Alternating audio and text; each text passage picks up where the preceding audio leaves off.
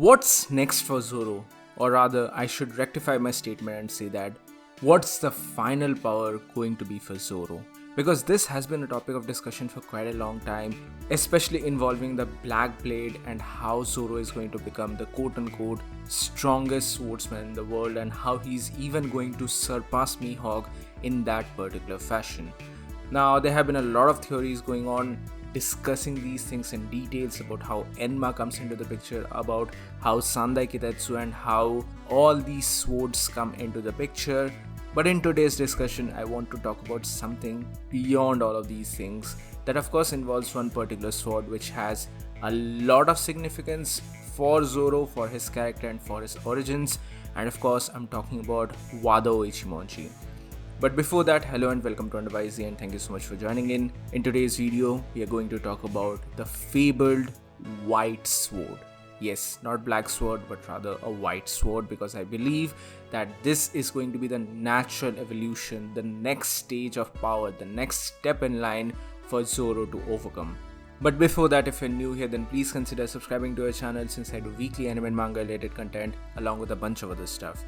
With that being said, let's just quickly jump into the video. So, what the hell am I even talking about? White sword? That has never been talked about or never been referenced about in the world of One Piece so far, right?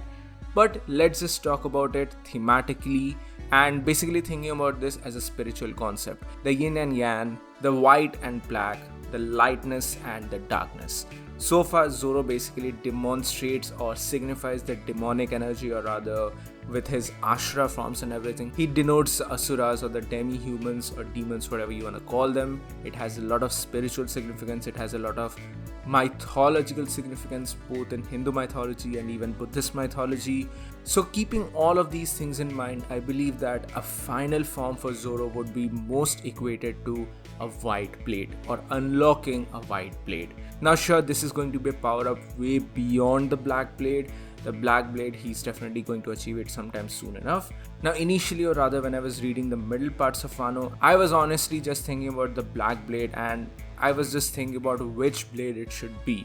My initial thoughts, or rather my initial impression, was that it shouldn't be Enma. I mean sure, it's a very powerful sword, but at the end of the day it was the sword of Odin. So if anything, if Zoro is actually able to achieve something of this fashion, it should be something which has been with him since day one. I'm talking about Wado Ichimonji. But then it just struck me when this theory came across my mind. I was just thinking that what if something is beyond the black blade? A very good correlation, it's not a direct correlation by the way, but a very good correlation would be Rukia's Bankai and how it denotes the icy stillness, the absolute tranquility of the world. You could also imagine this to Tanjiro's inner self, or how his tranquility, his inner tranquility affected his breathing forms. So this is not really a very new concept. This is a mythological concept, a mythological construct which has been utilized in other anime forms as well.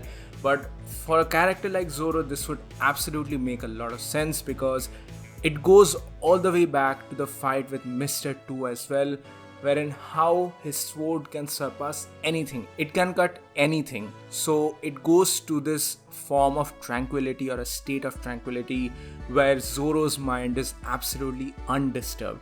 That is the pureness of the mind, and it denotes, or it unleashes, a white blade. And now when I'm thinking about all of these things, it makes sense for Enma to become Zoro's first black blade, and it should be Wado Ichimonji, the sword that he has carried since day one, the sword which was given to him by his dead friend.